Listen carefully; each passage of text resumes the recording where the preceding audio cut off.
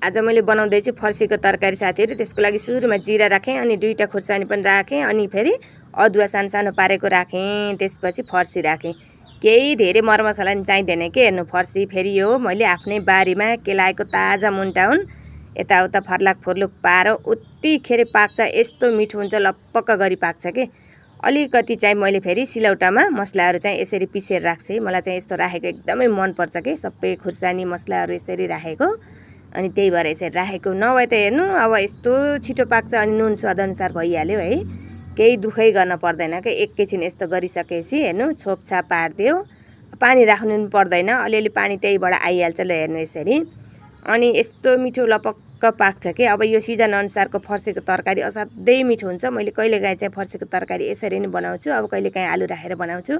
आज चाहिँ एकदम सिम्पल र सजिलो तरिकाबाट यस्तो बनाएँ, मिठो छ के। हेर्दै पनि कस्तो खाउँ खाउँ लाग्दो छैन त फर्सीको